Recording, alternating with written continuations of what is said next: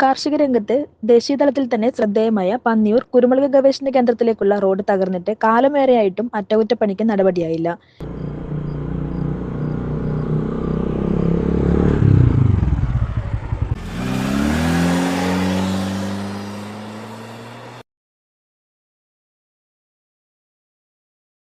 കേരള കാർഷിക സർവകലാശാലയുടെ കീഴിലുള്ള ഗവേഷണ കേന്ദ്രത്തിൽ നിന്നും വികസിപ്പിച്ചെടുത്ത പന്നിയൂർ 1 ഉൾപ്പെടെയുള്ള അത്യുൽപാദന ശേഷിയുള്ള കുരുമുളക് തൈകളടക്കമുള്ള നടീൽ വസ്തുക്കൾക്കായി പ്രതിദിനം നിരവധി പേർ എത്തുന്ന റോഡാണ് പൊട്ടിത്തകർന്നു കിടക്കുന്നത്.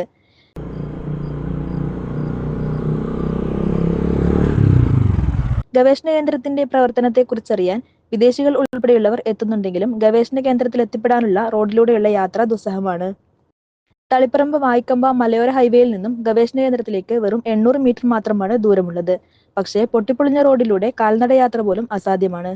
2012-ലാണ് ഈ റോഡ് അവസാനമായി ടാറിംഗ് നടത്തിയത്. എല്ലാ വർഷവും കാർഷിക സർവകലാശാലയുടെ ബജറ്റിൽ റോഡ് നവീകരണത്തിന് തുക വിലയിരുത്താറുണ്ടെങ്കിലും ടെൻഡർ നടപടികൾ മാത്രം നടക്കാറില്ലെന്നും കുരുമുളക് ഗവേഷണ കേന്ദ്രത്തിലെ തൊഴിലാളി സംഘടനാ നേതാക്കൾ പറഞ്ഞു. നിരവധി തവണ ഈ വിഷയം തൃശൂരിലെ അധികൃതർക്ക് മുന്നിൽ എത്തിച്ചെങ്കിലും ഫലമുണ്ടായിട്ടില്ലെന്നും പറയുന്നു.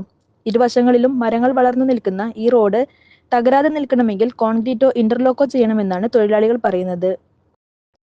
ഈ വിഷയം കാർഷിക സർവകലാശാല അധികൃതർക്കു മുന്നിൽ ശക്തമായി ഉന്നയിച്ച് പരിഹാരം കാണാൻ ഇച്ഛാശക്തിയുള്ള നേതൃത്വം പന്നിയൂർ ഗവേഷണ കേന്ദ്രത്തിൽ ഇല്ലാത്തതാണ് പ്രശ്നപരിഹാരം നീളാൻ കാരണമെന്നാണ് തൊഴിലാളികൾ ആരോപിക്കുന്നത്.